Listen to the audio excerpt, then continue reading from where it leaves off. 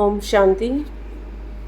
आज है 27/2/1972 की मुरली। 27/2/1972 मुरली का विषय है होली हंस बनने का यादगार होली। होली के त्यौहार का आध्यात्मिक रहस्य इसमें बाबा ने बताया है। इसमें अव्यक्त बाप दादा कहते हैं, आप हैं सदा बाप के संग में रहने वाली रूहानी रंग में रंगी हुई आत्माएं होली हंस। जो सदा होली रहते हैं उन्हों के लिए सदा होली ही है। जो सदा पवित्र रहते हैं उनके लिए सदा उत्सव है। सदा होली मनाने वाले सदा बाप के साथ मिलन मनाते हैं। सदा अतीन्द्रिय सुख में या अविनाशी खुशी में झूमते और झूलते रहते हैं। बाकी सब लोग दुनिया वाले अपने आप को उत्साह में लाने के लिए उत्सव का इंतज़ार करते हैं, क्योंकि उत्सव से उन्हें अल्पकाल का उत्साह मिलता है, खुशी मिलती है। लेकिन आप श्रेष्ठ आत्माओं के लिए हर दिन तो क्या हर सेकंड उत्सव अर्थात उत्साह दिलाने वाला अविनाशी अर्थात निरंतर उत्सव ही उत्सव है, क्योंकि आपके उत्साह में अंतर नहीं आता है तो निरंतर हो गया ना। तो जैसे होली की मस्ती में मस्त होने के कारण अपने संबंध अर्थात छोटे बड़े के भान को भूल जाते हो, आपस में एक समान समझकर मस्ती में खेलते हो और मन के अंदर जो भी दुश्मनी के संस्कार एक दो के प्रति होते हैं वह अल्पकाल के लिए भूल जाते हो, क्योंकि मंगल मिलन दिवस मनाते हैं। तो यह उत्सव मनाने की रीत कहाँ से चली आई? यह विनाशी रीत चलाने के निमित्त आप ब्राह्मण बच्चे बने हो। जब होली अर्थात पवित्रता की स्टेज पर ठहरते हो या बाप के संग के रंग में रंगे हुए होते हो, तो उस ईश्वरीय मस्ती में देह का भान और सभी संबंधों का भान और छोटे बड़े का भान भूल जाते हो। विस्मृत होकर एक आत्मस्वरूप का भान रहता है। तो आपके उसे उमंग उत्साह को देखते ही सदाकाल की स्थिति का यादगार दुनिया के लोग मना रहे हैं। ऐसी खुशी या खुमारी रहती है कि यह सब हमारा ही प्रत्यक्ष स्थिति का प्रमाण सभी मना रहे हैं। यादगार को देखते हुए अपनी कल्प पहले वाली एक्टिविटी याद आती है या वर्तमान समय प्रैक्टिकल में अपने किए हुए ईश्वरीय चरित्र का साक्षात्कार इन यादगार रूप दर्पण में करते हो। अपने चैतन्य रूहानी रूप का चरित्रों का यादगार भी देख रहे हो। ऐसे अनुभव करते हो या समझते हो यह यादगार किन्हीं विशेष आत्माओं का है। तो यह सदा स्मृति में रहना चाहिए कि अभी अभी हम प्रत्यक्ष रूप में पार्ट बजा रहे हैं और अभी अपने पार्ट का यादगार भी देख रहे हैं। इस स्मृति से अपनी यादगार को देखते हो, तो स्मृति से अपनी यादगार को देखते हुए क्या होना चाहिए? अर्थात जब हम मंदिरों में देवी देवताओं की पूजा आदि देखते हैं, तो क्या यह स्मृति हमें आती है कि यह हमारी ही पूजा हो रही है? यह इस बात की निशानी है कि हम कल्प कल्प के विजयी रत्न हैं। विजयी तो हो ही, विजय का तिलक सदा लगा हुआ है। ये सभी रस्म ब्राह्मणों द्वारा ही अब तक चलती आई हैं। ब्राह्मणों का पिता रचयिता बाप परम पिता परमात्मा तो साथ है ही। बच्चे शब्द ही बाप को सिद्ध कर देता है। बलिहार जाने वाले की हार नहीं होती। जो परमात्मा पर बलिहार जाता है उसकी कभी हार नहीं होती। यह स्मृति ही समर्थी को लाती है और समर्थी आने से कार्य सफल हो जाते हैं। अर्थात खुशी मस्ती नशा व निशाना सभी हो जाता है। और यह सब बातें यदि गायब होती है तो इसका कारण है निर्बलता। निर्बलता अर्थात विस्मृति असमर्थी। तो स्मृति से समर्थी आने से सभी सिद्धि प्राप्त हो जाती हैं, अर्थात सभी कार्य सिद्ध हो जाते। जो परमात्मा स्मृति में रहकर कोई भी कार्य करेगा, कोई भी संकल्प करेगा, तो उसको सदा निश्चय रहता है कि यह कार्य या संकल्प सिद्ध हुआ ही पड़ा है। ऐसा निश्चय बुद्धि अपनी विजय या सफलता निश्चित समझकर चलता है। और जब विजय निश्चित है तो निश्चिंत रहेगा ना, कोई भी बात में चिंता की रेखा दिखाई नहीं देगी।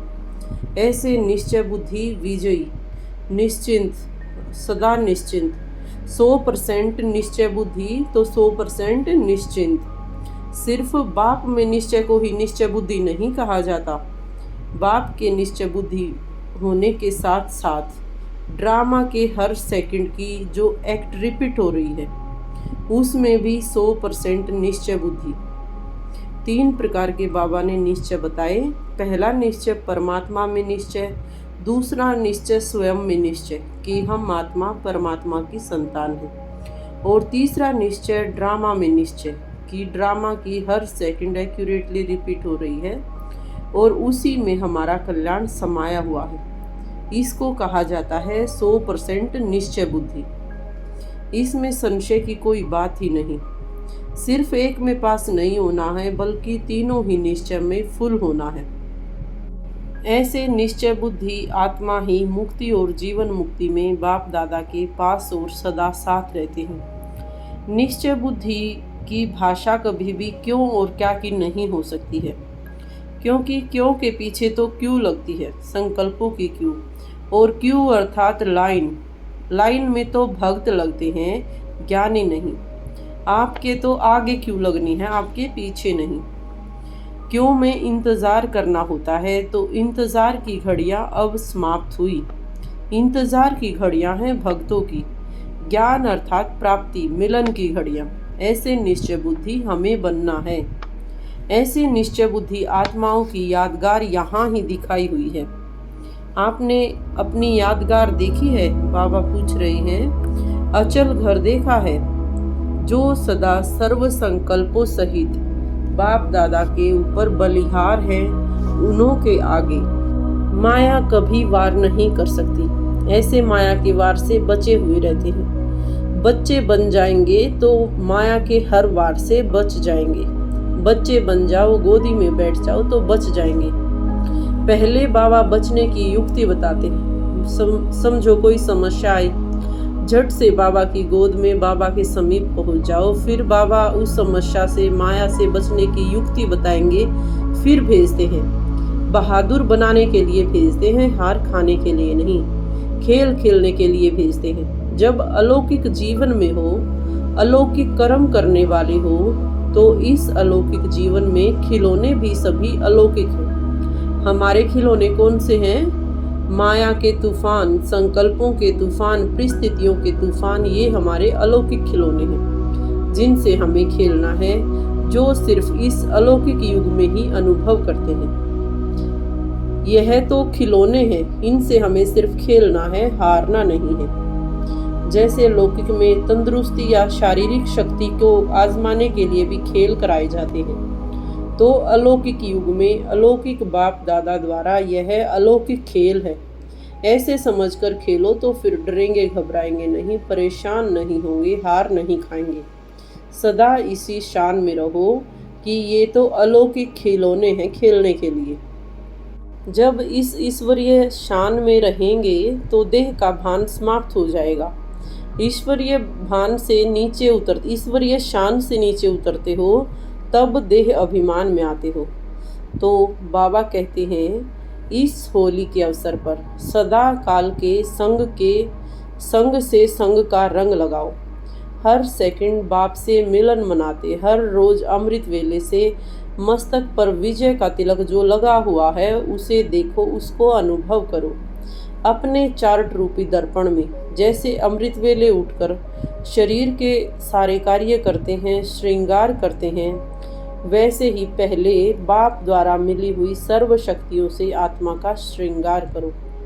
जो श्रृंगार किए हुए होंगे वहीं संहारी मूर्त बनेंगे। जो सर्व शक्तियों और गुणों से भरपूर होंगे वहीं विकारों पर, माया पर रावण का संहार कर सकते हैं। सारे विश्व में सर्वश्रेष्ठ आत्माएं वही हैं। आपके जड़ चित्र जैसे सदा श्रृंगारे हुए रहते हैं। शक्तियों या देवियों के चित्रों में श्रृंगार मूर्त और संहारी मूर्त दोनों हैं। तो रोज अमृत वेले साक्षी बन आत्मा का श्रृंगार करो। करने वाले भी आप हो, करना भी अपने आप को ही है। फिर कोई भी प्रकार की परिस्थितियों में डगमग नहीं होंगे, अडोल रहेंगे। इसे ही होली हंस कहा जाता है। परिस्थितियों, समस्याओं के बीच में न फंसकर न्यारे व प्यारे रहकर हर प्रकार की परिस्थिति से उपराम स्वयं को कर लेना। लोग होली मनाते हैं, लेकिन आप स्वयं होली हंस हो।